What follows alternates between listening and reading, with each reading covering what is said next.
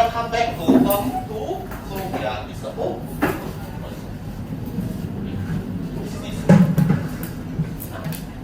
Minus also. This is so. Okay, so welcome back to term 2 lah. It's very nice to see you all back again. So it's time for us to keep working hard.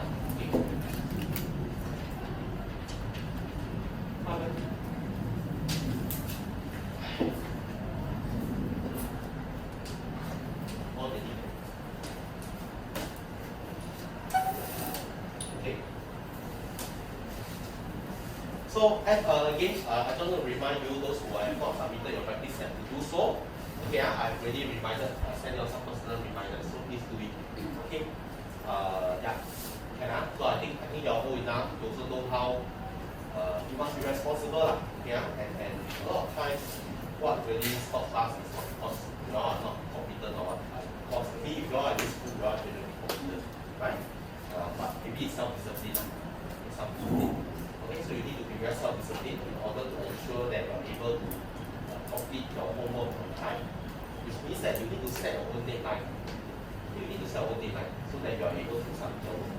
Okay, and if you notice, those around you, those who actually are able to submit their work, there's a variety of factors. First, these are the people who can, so they really pay attention in class, they dare to ask questions, they are not scared of failing, they're not scared of failing. And they do the work all the time. So most important is just be present. You just stay with me. I promise you. So if you are with me and you dare to ask questions, then usually by the end of the day you will do well. Okay? Yeah. So let's work out together. Okay, so let's look at practice set 1. Is there any question that you want me to do? Have you self-marked yet? If you have not, please do so. Please do so. Here I've been reminding you, especially those who want to teach JH1. Please self-mark. How many to self-mark? Take a green pen and mark. Okay, take a green pen and mark. I want you to take responsibility for your answers. Okay. Is there any one question that you want me to go through? Okay, so I'm going to go through question 4.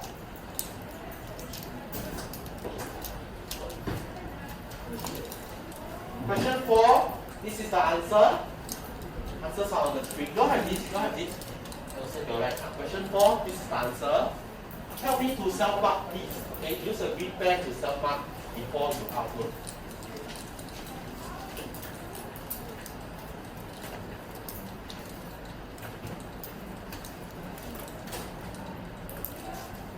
You all look very bored, so okay. You all look at your phone.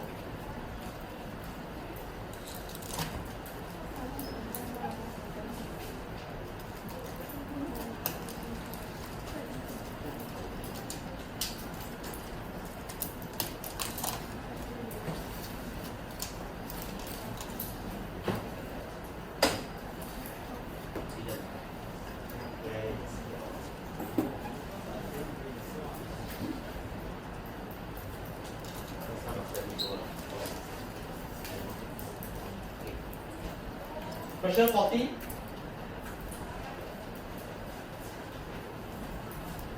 case you need to mark, answers are here. Just pause it a while for you to mark this one.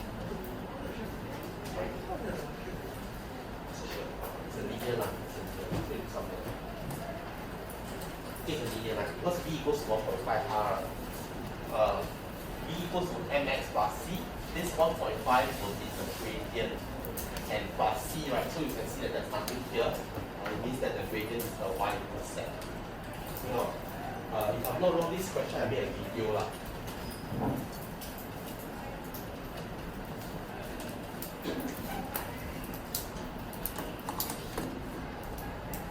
Never mark a naughty boy.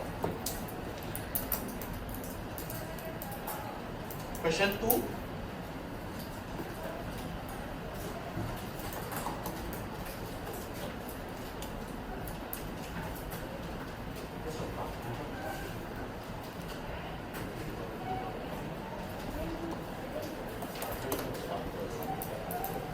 There should be a graph in practice 7. If you see your table, you don't have graph, ask you to draw the graph. You know? Ask you to draw the graph.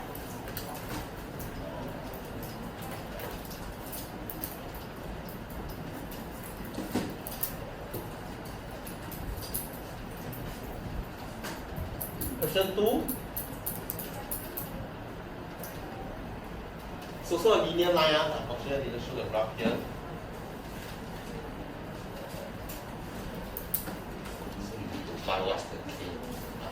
Usually, I want to use the QL. So this K is a sub-1. So the K is 0.5. So this is not. This actually is not. Question 4 again.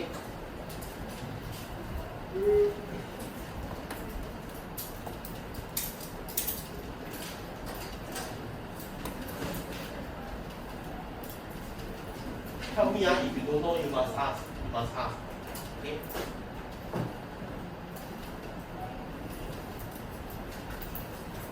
Question 9.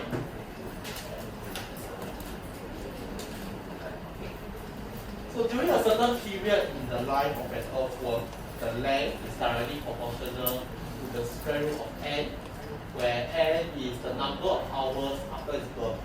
Okay, so something like this. The moment when we see a question like this, based on the wordings, what you want to do is to know that the length L is directly proportional square root of n. It suggests to you an equation which is L is equals to K square root n. L directly proportional to the square root of n. Oh, okay? So from here, right, number one, the length of an earthworm, 1 hour after its birth is 2.5 cm. 1 hour after its birth, what's it trying to tell you is, you know, the typical of all direct inverse proportion question is trying to feed you a value to find your K.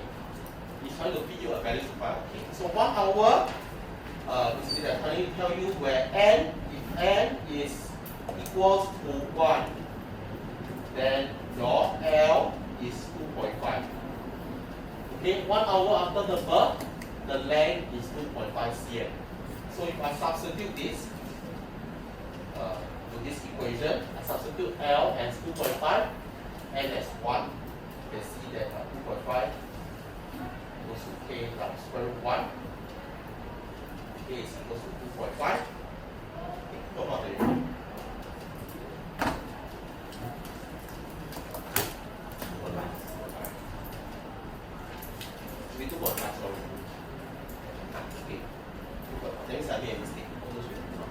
Answer is 2.5, right? Or 25? 2.5, right? Okay, sorry for it. Yeah, this is our stop here. So those who mark, please make sure this is 2.5. So therefore, my equation is just L equals to 2.5 square root n. Okay, this is part 1. Whenever they ask you to find an equation involving L and n, there is a K here that we need to find. Based on your experience so far, you know that every time in order to find this K, they will feed you a pair of values to sub in. Alright, so they will feed you a pair of values to sub in, then you will get your K over here. Okay? So, next one, part 2, find the length of an earthworm 4 hours after its birth. Very easy. Yeah. It's the same thing, because they're just asking you in a nutshell. Translate all the English to math is like they're just trying to tell you, hey guys, now my n is 4. What is L? So L equals to 2.5 square root 4. So answer is just 5. 5 here. Okay? All you need to do is substitute my n as 4. Okay? If n is 4, what is L? N is 4, what is L? Okay?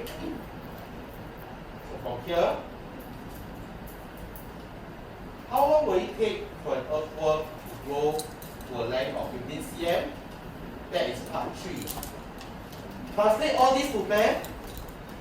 It's just telling you, if L is 15, what is N? If L is 15, what is N? So same equation, if L is 15, what is N? And you can see that n, square root n will be 6, because I take 115 divided by 2.5. Therefore, n is equals to 36. means that it takes 36 hours for me to grow to a length of 15 cm. It takes 36 hours for me to grow to a length of 15 cm. Okay, ma? Okay.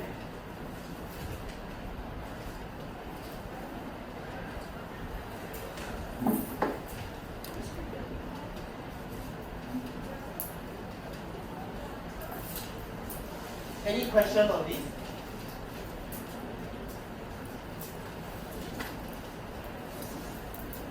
Help me to be critical on yourself. Okay, so judge yourself from the outside. If you got any part in your practice set that's empty, do that's all. Okay, so that's done. Then help me to upload your practice set if you have not done so.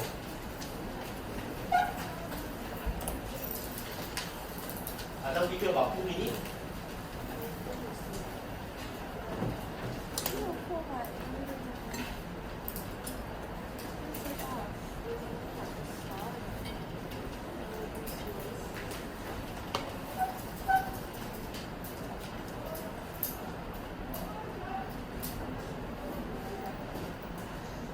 If you can, do it now.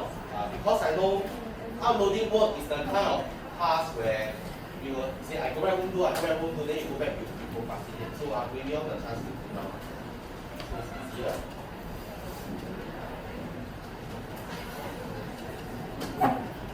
Those who are done can start taking out the notes.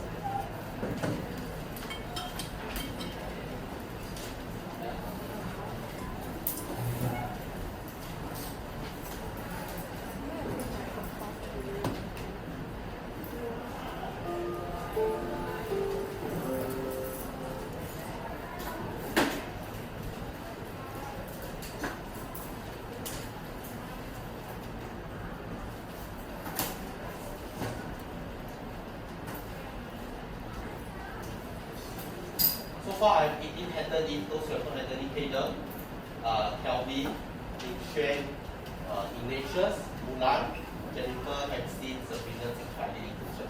Can I just help you to do it? Can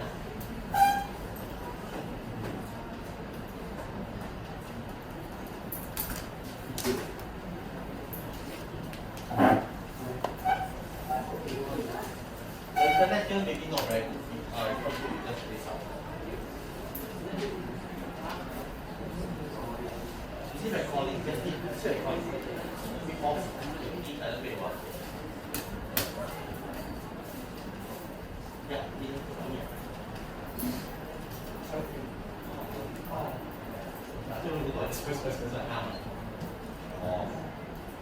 don't ask me future questions. It's so fast. I teach you that the rest of the class is lost.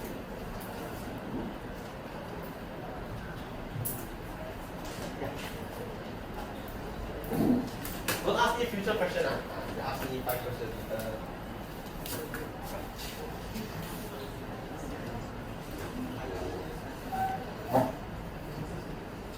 Yeah, this is okay. Cosine first, not sine first. Cosine first. Correct.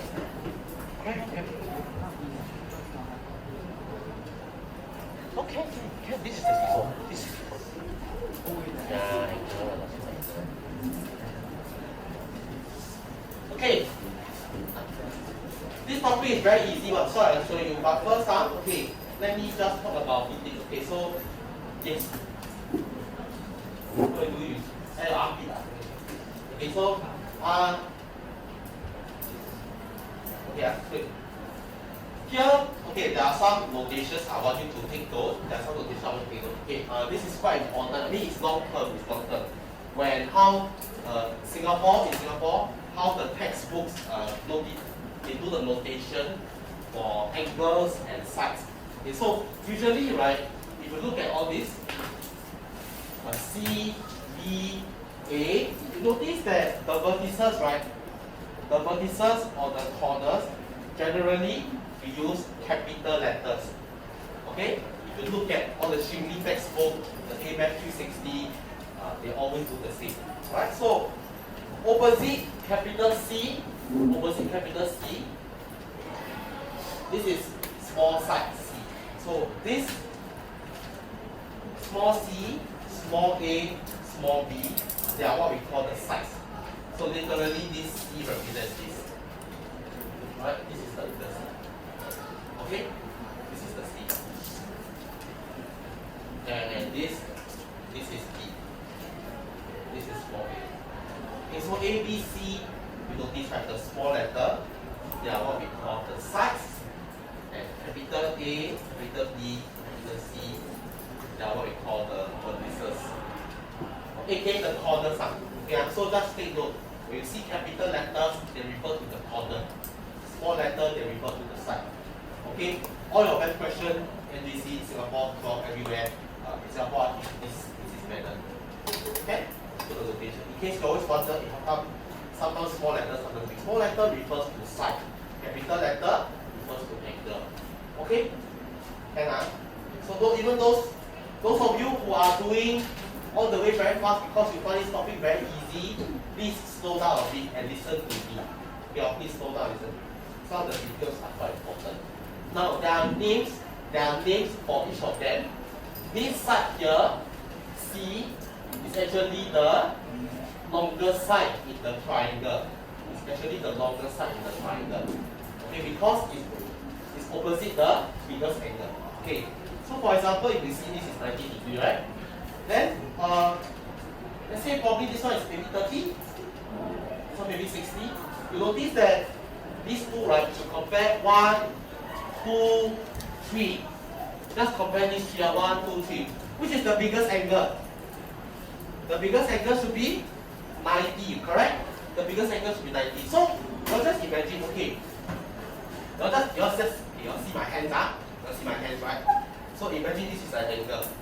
If my hand is wide, if my angle is big, the opposite side will it be long or short? Pay attention.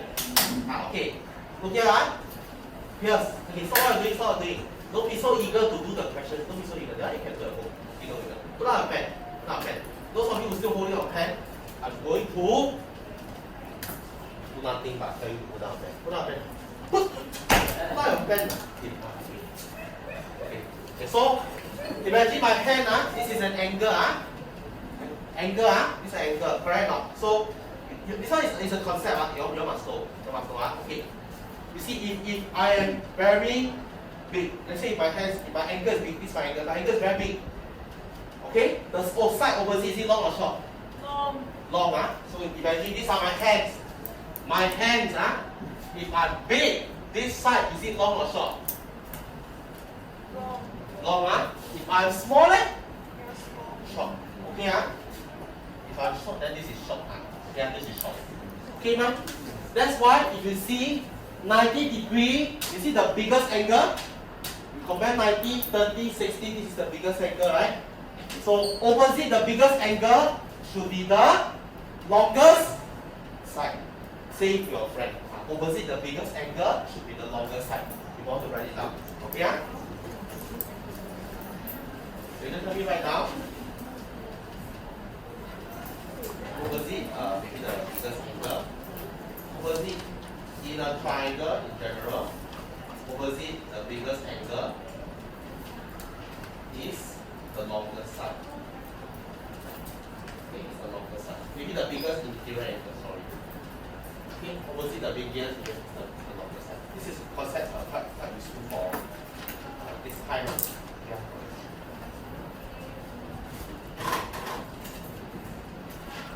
Okay. So then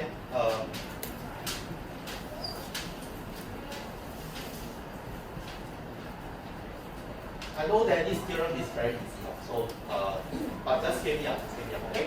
So the longest side is what we call, this longest side has a name, it's what we call the hypotenuse.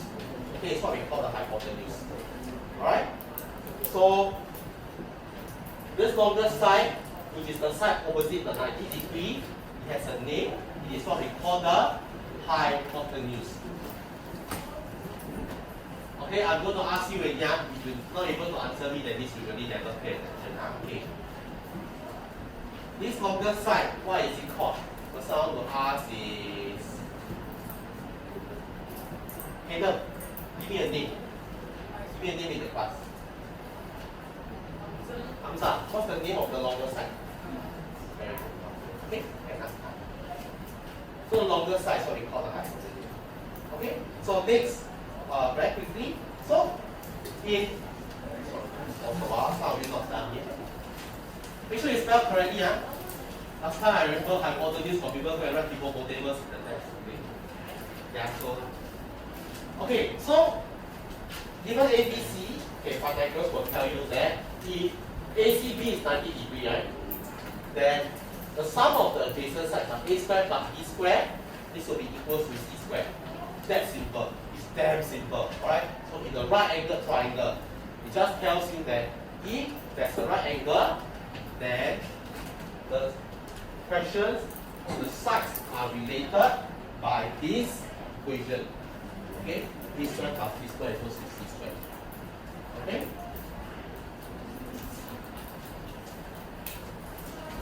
The group, okay, Pythagoras actually is an Egyptian mathematician. So if you go and read up, who has actually want to read about him? Anyone watch the YouTube inside there? You did a free reading. So I mean, how Pythagoras came know about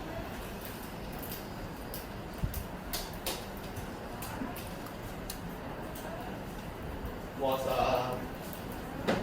you all know what time? Who has gone to Egypt? What's the most popular thing about Egypt? Pyramids. Okay, so I mean pyramids you know. Okay, so then you go and those up. Okay, so okay, so I mean so it's here in the pyramid there's a right angle triangle.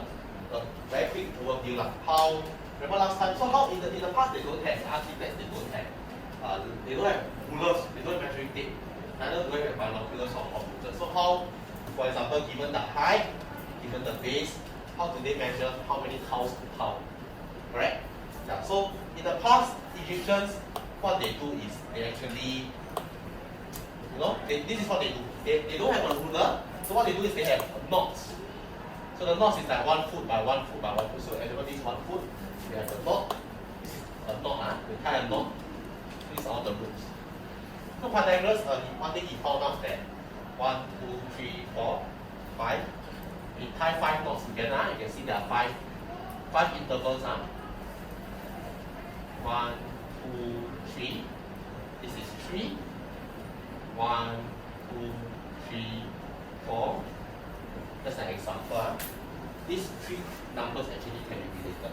Okay, so what is so what is 3 squared plus 4 squared? Just equals to by the Mendel pattern. Yeah. 3 squared plus 4 squared equals to 9 plus 16, which is 25. You can see it's equals to 5 squared. Okay, fun fact is this, actually, even though it's called Pythagoras theorem, it's actually, Pythagoras is not the founder. Actually, the Chinese were the one who first discovered this. Okay? So it's a little bit dynasty, like what I'm thinking. So it's A squared plus B squared equals to C squared. So you take a look at this proof, it's very easier, Okay, so what you do, okay. First of all, this is just a very simple proof, right? These two are the same. These two are the same. Okay, so I just rearrange the triangles differently. Can I say that if you consider the area, this part, can I say it's A plus B? This part, can I say it's A plus B? So if I look at this area, can I say that it is A plus B squared? Is it okay? So the area of the first square is like A plus B multiplied by A plus B. Is that comfortable with you? So just consider this, the area of the first one. The area of the first square, we got this. I cannot see it.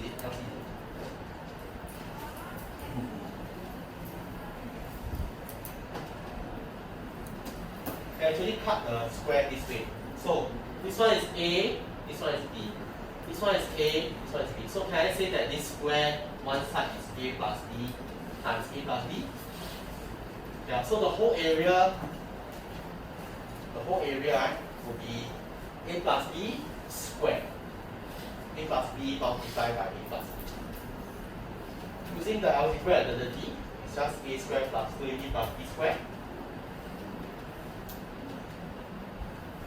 Similarly, for the right hand side, if I rearrange this square, right, if I rearrange the first square, I can get the second square. They are actually the same. But what's so interesting, you can see the second square. If you just look at maybe this portion, can I say that this is the area is half AB? Half times base times height. See okay? Half AB, yeah? This portion here, stay in here, stay in here. It's also half AB. This portion here, they are all half AB. Half AB. Okay, what about the center? What's the area of the center square here? I want to ask Ignatius? C squared, very good. Oh, cannot. So you notice that this area and this area are they very the same. But if I add this here, 1, 2, 3, 4, 4 triangles here. 4 triangles here. So the one in shaded in gray is over here. Okay, you can see that the 4 triangles are here. The red square is here. What you notice is the same area can be written also in this way. 4 times half is 2, 2AB plus C squared.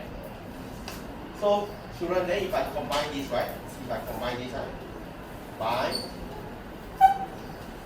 By these 2 are equal, right?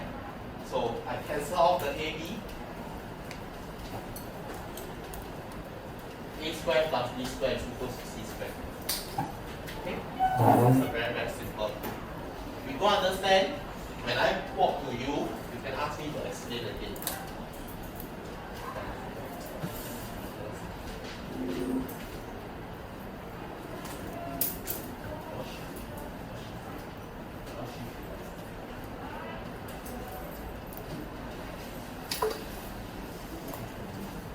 Pythagoras theorem tells you that A squared, if it's a right angle triangle, A squared plus B squared equals to C squared.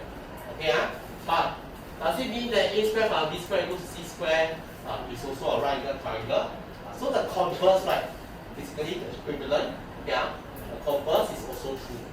So if even right angle, if for example, if A squared plus B squared is equals to C squared, this also implies that square root ABC is right angle triangle. Okay, so this is what we call the converse. Do take note that it's different. Okay, Pythagoras theorem tells you that if there's a right angle triangle, it gives you A squared plus B squared equals to C squared. Converse is the other way around. This is converse. Okay, the converse of right angle of Pythagoras theorem goes the other way around. It tells you that if A squared plus B squared equals C squared, you have a right angle triangle. Okay, so this is in a way what we call an equivalent relation. Okay, they both imply each other. Okay, example, okay. Example, if I'm in NJC, if I'm a student in NJC, I wear the NJC PE t-shirt. If I'm wearing the NJC PE t-shirt, I'm a student in NJC. These two are equivalent. Okay,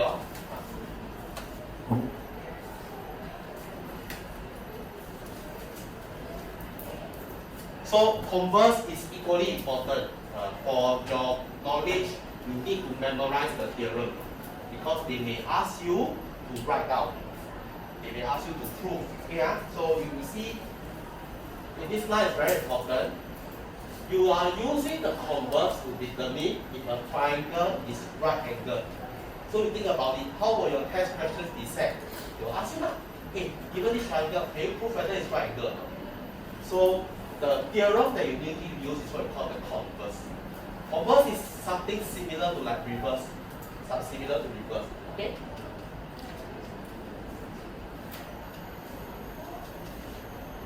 Okay, so with that, we can try question 1.1.